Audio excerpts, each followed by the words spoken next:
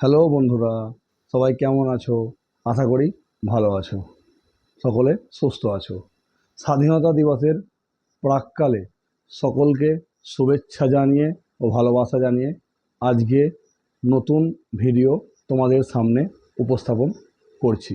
তোমরা অবশ্যই কিন্তু আমার এই ভিডিওটা দেখতে থাকো, স্কিপ না করে এই ভিডিওটা তোমরা দেখতে থাকো, কারণ স্কিপ করলে কিন্তু তোমরা মিস করবে আমি যেগুলো বলতে থাকবো। তোমরা কিন্তু মন দিয়ে দেখতে থাকো।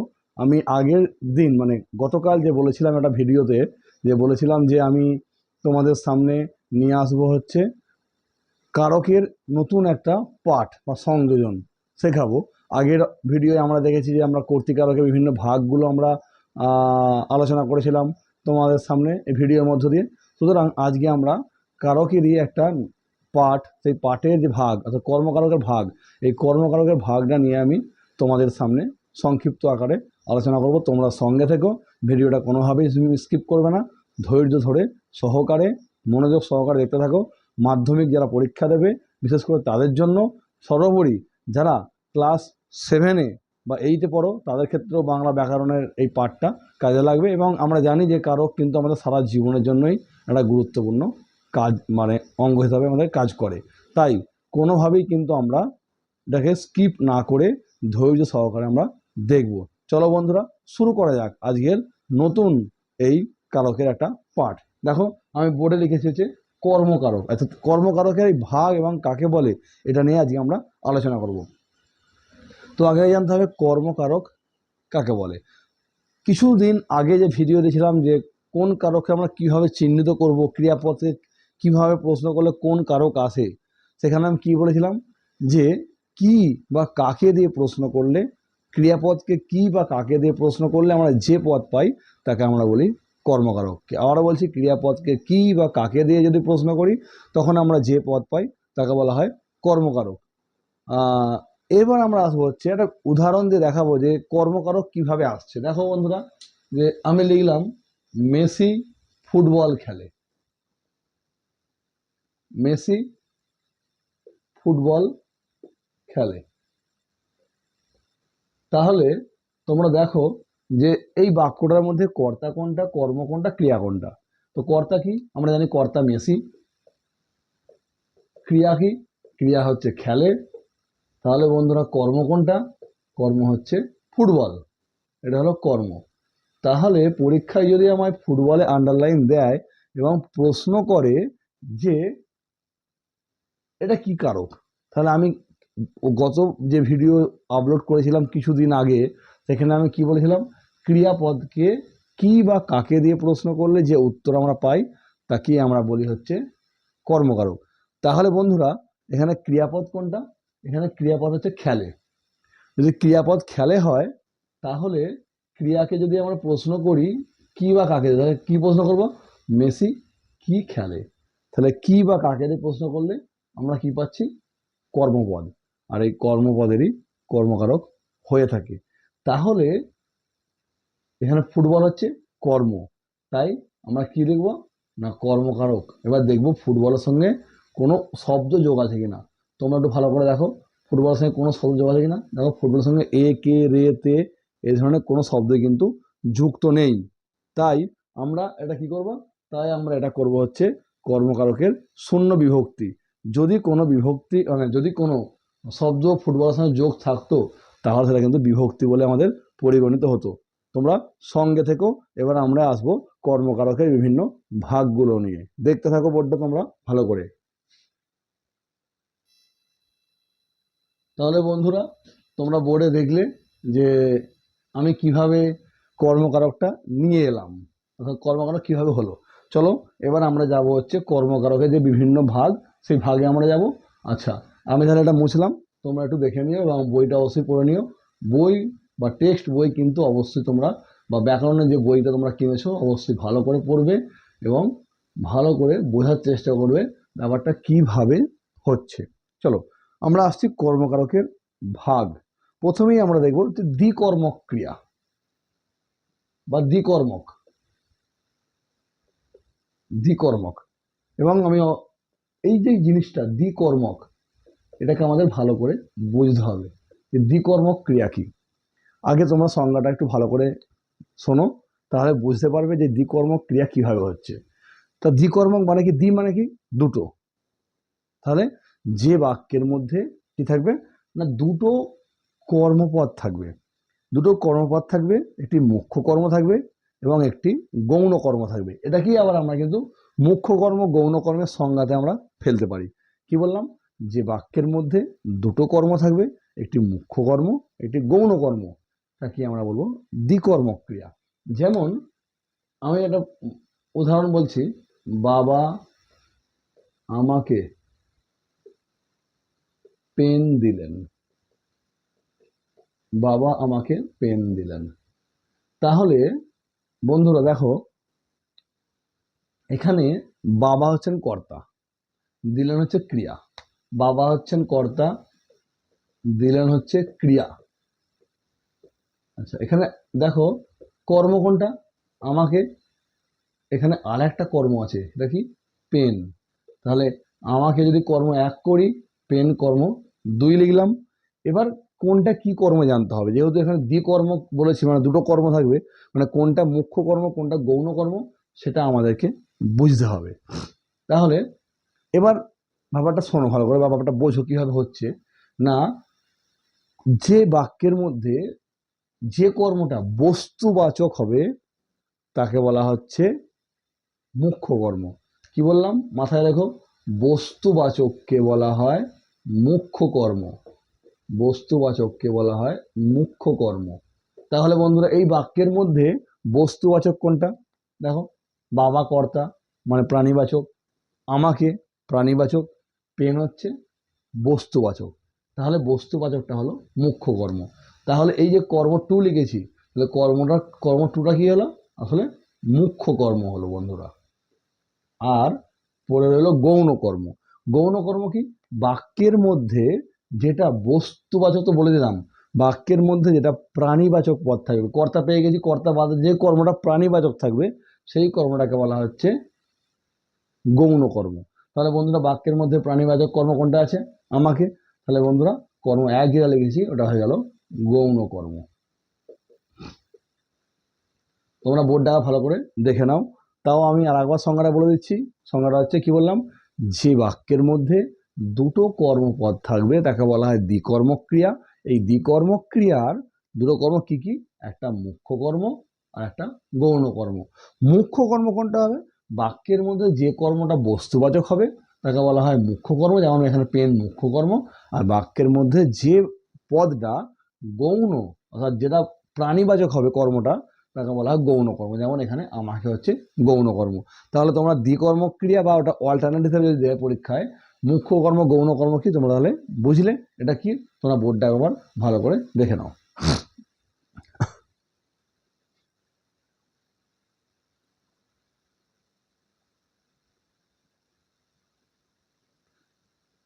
চলো এবার নতুন একটা ভাগে আসি।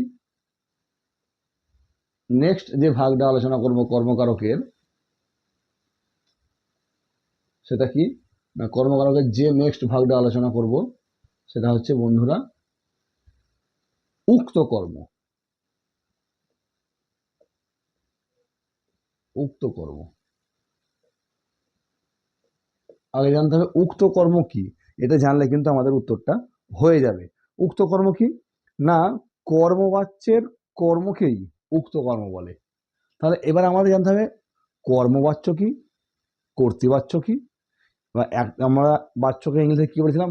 ভয়েস চেঞ্জ, এটাকে আমরা ইংলিশে করি। তাহলে কর্মবাচ্যের কর্মকে উক্ত কর্ম বলে। তাহলে কর্মবাচ্য আমি আগের দিন ভিডিও বলেছিলাম যে কর্মবাচ্য আমরা কিভাবে চিনব? না, কর্তার সঙ্গে র বা এর যুক্ত থাকবে, কর্তার পরে দ্বারা দিয়া কর্তৃক যুক্ত হয় এবং ক্রিয়ারতে একটা হ ধাতু যুক্ত শব্দ বসে থাকে, সেটাকে বলা হচ্ছে কর্মবাচ্য। তাহলে বন্ধুরা দেখতে থাকো যে আমি একটা কর্মবাচ্য উদাহরণ লিখছি, সেখান থেকে কিভাবে আমরা মুখ্য কর্মটা আমরা উক্ত কর্মটা পাচ্ছি।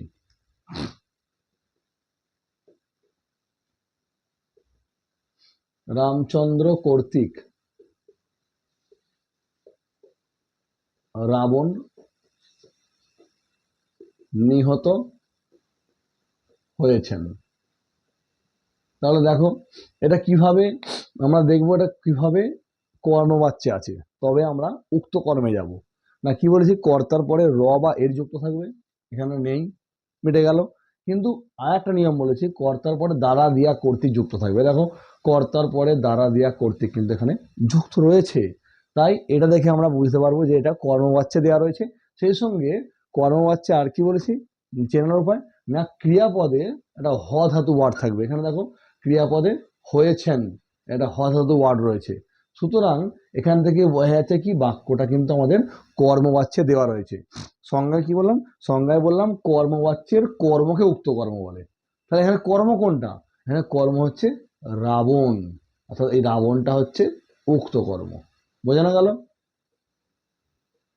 তাহলে কি বললাম, রাবণটা হলো উক্ত কর্ম। আবারও বলছি, কর্মবাচ্যকে আমাদের চিনতে হবে। কর্মবাচ্য যদি আমরা চিনতে না পারি তাহলে কিন্তু আমরা উত্তরটা করতে পারবো না। এই বাক্যটা কর্মবাচ্য কিভাবে চিনলাম, না কর্তার পরে র বা এর যুক্ত থাকে, এক্ষেত্রে নেই, কিন্তু দ্বারা দেওয়া কর্তৃকটা যুক্ত আছে।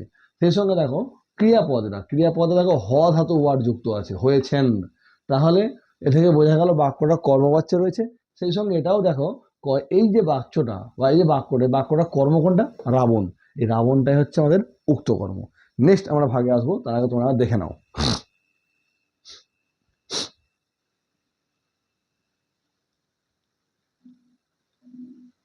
ভালো করে বোর্ডটা তোমরা দেখতে থাকো, তাহলে কিন্তু বুঝতে পারবে খুব সহজেই যে কিভাবে এইগুলো হচ্ছে। কারণ এগুলো এক একটা করে পার্ট এমনভাবে আসে যেগুলো আমাদের কিন্তু বুঝতে না পারলে আমরা পরীক্ষার সময় সেটাকে ভুল ভেবে উত্তর করি।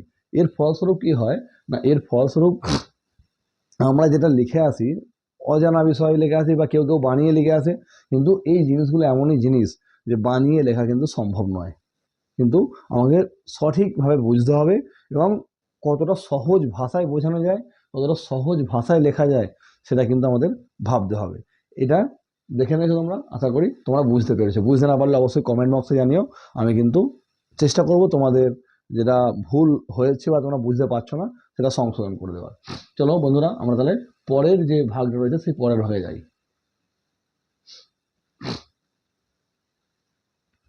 দেখো বন্ধুরা, পরের ভাগে কি রয়েছে, পরের যে ভাগটা রয়েছে সেটা আমি লিখবো উদ্দেশ্য কর্ম। উদ্দেশ্য কর্ম সাধারণত উদ্দেশ্য আমরা কাকে বলি বা সাবজেক্ট, না বাক্যে যার সম্পর্কে বলা হয় তাকে উদ্দেশ্য বলে। কিন্তু এখানে দিয়েছে কিছু অন্য জিনিস, এখানে যে উদ্দেশ্য কর্ম। তো উদ্দেশ্য কর্ম আমি আগে একটা উদাহরণ দিচ্ছি, তারপর আমি সংজ্ঞা দিয়ে ব্যাপারটা বোঝাচ্ছি।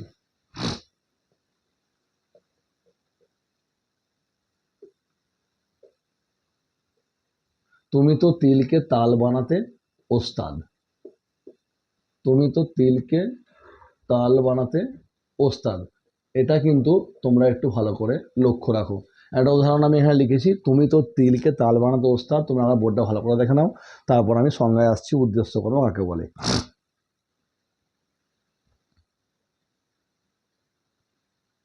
আচ্ছা আসি বলি, এখানে বলেছে বাক্যে দুটো ক্রিয়া থাকলে, বাক্যে দুটো, সরি ভুল বলছি, বাক্যের ক্রিয়ার দুটো কর্ম থাকলে, কি বলছি না কি বললাম, বাক্যের ক্রিয়ার দুটো কর্ম থাকলে এবং একটা কর্ম যখন অন্য কর্ম দ্বারা প্রভাবিত হয়। আবারও বলছি, বাক্যে যদি ক্রিয়ার দুটো কর্ম থাকে, সেই দুটো কর্ম যদি একটার দ্বারা আর একটা প্রভাবিত হয় তখন তাকে বলা হচ্ছে উদ্দেশ্য কর্ম।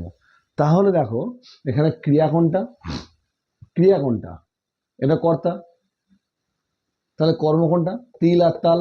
তাহলে আমি যদি এটা কর্ম এক করি আর এটা কর্ম দুই করি, তাহলে এখানে ক্রিয়া কোনটা, বানাতে ওস্তাদ, হয়ে গেল।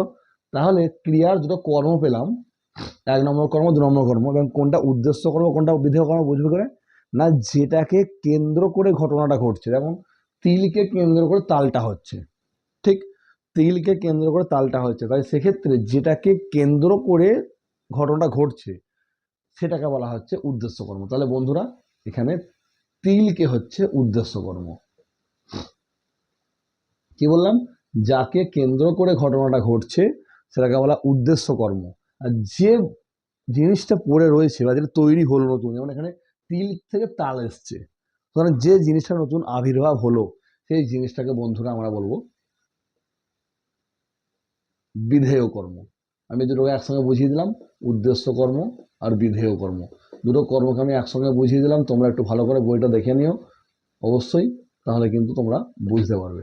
তাহলে কি বললাম, একটা ঘটনাকে কেন্দ্র করে, অর্থাৎ যে ঘটনাটাকে কেন্দ্র করে ঘটনাটা ঘটছে, যেটা কেন্দ্র করে ঘটছে, যাকে কেন্দ্র করেছে তাকে বলা উদ্দেশ্য, আর যেটা ঘটছে তাকে বলা হচ্ছে বিধেয় কর্ম। এই দুটো কর্ম তোমরা কিন্তু ভালো করে একটু দেখে যাবে। তোমরা বোর্ডটা একবার ভালো করে দেখে নাও, সেই সঙ্গে আমার এই ভিডিওটা দেখতে থাকবে। অবশ্যই তোমাদের পাঠ্য যে ব্যাকরণ বই রয়েছে তোমরা অবশ্যই সেটা ফলো করবে, তাহলে খুব সহজেই তোমরা সেটা বুঝতে পারবে যে কি বিষয়ে বলা হচ্ছে, কিভাবে বলা হচ্ছে, এবং কোন পরিপ্রেক্ষিতে একটা উদ্দেশ্য হচ্ছে, একটা বিধেয় হচ্ছে, সেটা তোমরা বুঝতে পারবে। পরের ভাগে আমি আসবো, দেখে নাও একবার। বুঝলাম এটা। পরের যে ভাগটায় আমি আসবো সেটা হচ্ছে সমধাতুজ কর্ম। আচ্ছা, কর্তৃকারকের ক্ষেত্রে একটা পড়িয়েছিলাম সমধাতুজ কর্তা, কিন্তু এক্ষেত্রে আমি পড়াবো হচ্ছে বা বলবো সমধাতুজ কর্ম নিয়ে। সংজ্ঞাটা প্রায় এক, খালি একটু আলাদা। সমধাতুজ কর্তা, ওখানে বলেছিলাম বাক্যের মধ্যে ক্রিয়া আর কর্তা যদি এক ধাতু থেকে আসে তখন তাকে বলা হয় সমধাতুজ কর্তা। এক্ষেত্রে বাক্যের মধ্যে কর্ম এবং ক্রিয়া এই দুটো পদ, কর্ম এবং ক্রিয়া এই দুটো পদ যদি একই ধাতু থেকে আসে তখন তাকে বলা হয় সমধাতুজ কর্ম। কি বললাম, বাক্যের মধ্যে ক্রিয়াপদ এবং কর্মপদ যদি দুটো একই ধাতু থেকে আসে তখন তাকে বলা হয় সমধাতুজ কর্ম। যদি একটা উদাহরণ লেখা যায়, এই উদাহরণ দিলে বুঝতে পারবে যে তোমরা কিভাবে এটা সমধাতুজ কর্ম হচ্ছে। উদাহরণ একটা লিখলাম যে মেসি কি খেলাই না খেললো। মেসি কি খেলাই না খেললো। তাহলে বন্ধুরা এই বাক্যটার মধ্যে তোমরা কর্মপদ আর ক্রিয়াপদ আগে দেখো। ক্রিয়া হচ্ছে খেললো এবং কর্ম হচ্ছে খেলা। তাহলে আমি সংজ্ঞায় কি বলেছি, যে বাক্যের কর্মপদ এবং ক্রিয়াপদ একই ধাতু থেকে আসে তখন তাকে বলা হয় সমধাতুজ কর্ম। তাহলে দেখো কর্মটা হচ্ছে খেল থেকে, ক্রিয়াটা হচ্ছে খেল থেকে। তাহলে কর্মপদ আর ক্রিয়াপদের উৎস কি, উৎস কি না খেল ধাতু, খেল ধাতু। তাহলে কি হলো, এটা হলো সমধাতুজ কর্ম। আবারও বলছি, যে বাক্যের মধ্যে কর্মপদ ক্রিয়াপদ একই ধাতু থেকে আসে তাকে বলা হয় সমধাতুজ কর্ম। তোমরা বোর্ডটা একবার দেখে নাও, তাহলে বুঝতে নেবে, বুঝতে পারবে।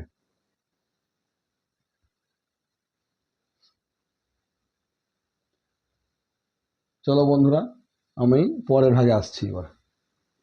পরের ভাগে দেখো, পরের ভাগে যেটা করাবো যে কর্মে বিপসা। কর্মে বিপসা, আগে জানতে হবে আমাদের বিপসা মানে কি। কর্মে বিপসা, বিপসা মানে হচ্ছে বন্ধুরা দুবার, অর্থাৎ দুবার, অর্থাৎ একই কর্মপদ যখন বাক্যে দুবার ব্যবহৃত হবে। কি বললাম, একই কর্মপদ যখন দুইবার বাক্যে ব্যবহৃত হবে তখন তাকে বলা হচ্ছে কর্মে বিপসা। যেমন আমি যদি বলি কি কি বই এনেছো, কি কি বই এনেছো, তাহলে বন্ধুরা এই বাক্যটার মধ্যে কর্মপদ কোনটা, কি। আর দেখো তোমরা যে কি কি, এই যে কি আর কি দুবার আলাদা আলাদা হচ্ছে, একই কর্মপদ দুবার ইউজ হয়েছে, সুতরাং এই জন্যই বলা হচ্ছে এটাকে কর্মে বিপসা। আবারও বলছি, বিপসা মানে বারবার বা দুবার, একই কর্মপদ যদি বাক্যে দুবার ব্যবহৃত হয় তখন তাকে বলা হয় কর্মে বিপসা। আবার দেখে নাও।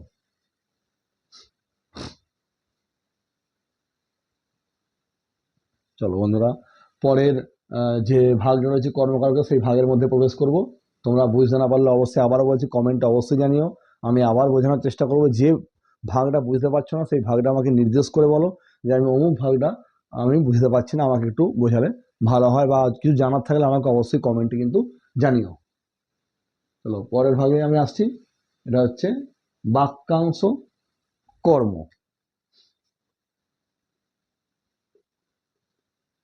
বাক্যাংশ কর্ম, বাক্যাংশ কর্ম কি না বাক্যের একটা অংশ সমাপিকা ক্রিয়াবিহীন, কি বললাম না সমাপিকা ক্রিয়াবিহীন কোনো বাক্যাংশ, আবারও শোনো ভালো করে, সমাপিকা ক্রিয়াবিহীন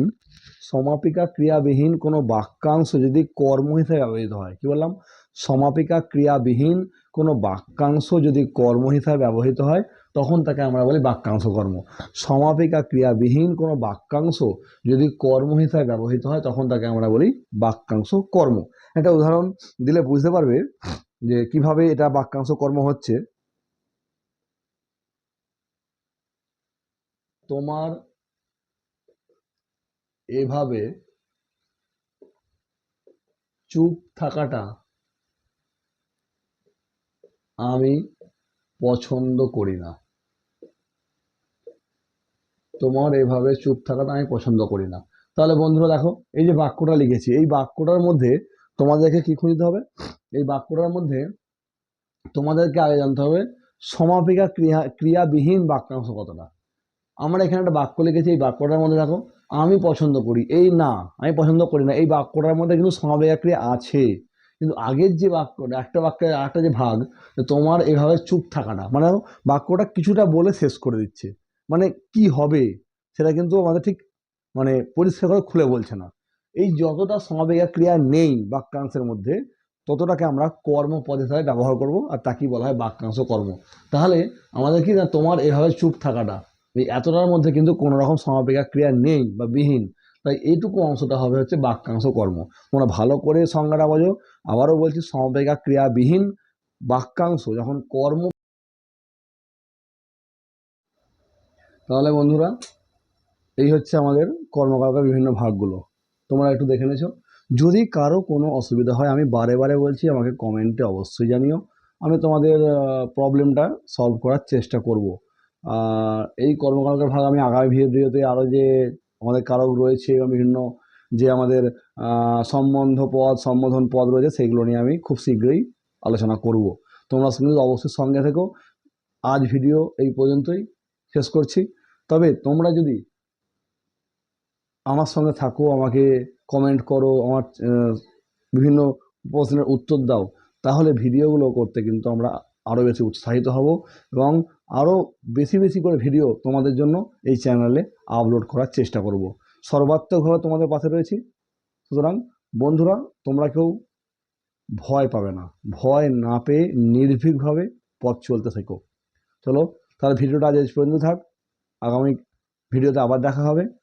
অবশ্যই চ্যানেলটিকে কিন্তু তোমরা সাবস্ক্রাইব করবে। যারা এখনও পর্যন্ত সাবস্ক্রাইব করোনি তারা অবশ্যই চ্যানেলটিকে সাবস্ক্রাইব করে পাশে থাকা বেল আইকনটিকে অন করে দিও। সেই সঙ্গে বেশি বেশি করে চ্যানেলটিকে শেয়ার, লাইক এবং কমেন্ট করো। যত বেশি শেয়ার, লাইক, কমেন্ট করবে তাতে আমরা আরও বেশি উৎসাহিত হয়ে তোমাদের জন্য নতুন নতুন ভিডিও আমরা নিয়ে আসব। কারণ তোমাদের এই ভিডিও থেকে যদি তোমাদের উন্নতি হয় তাতে আমাদের চেষ্টা সফল বলে আমার মনে হবে, বা চেষ্টা আমার সফল হয়েছে বলে আমি নিজেকে ধন্য বলে মনে করব। তো বন্ধুরা, নমস্কার, গুড নাইট। এবং সেই সঙ্গে অবশ্যই জানাবো যে আগামীকাল আমাদের যে স্বাধীনতা দিবস, ভারতবর্ষের 15ই আগস্টে স্বাধীনতা হয়েছিল, সেই স্বাধীনতা দিবসের উপলক্ষে আমরা আগামীকাল সকলেই যারা বীর, যারা শহীদ, যে সমস্ত আমাদের বিপ্লবী, তাদের উদ্দেশ্যে আমরা কিন্তু আগামীকাল না হয় একটু তাদেরকে আমরা স্মরণ করব। এই কথাটা মাথায় রেখে আজ আমি আমার ভিডিওটা এখানেই শেষ করছি। নমস্কার, গুড নাইট, সবাই ভালো থেকো, সুখে থেকো বন্ধুরা।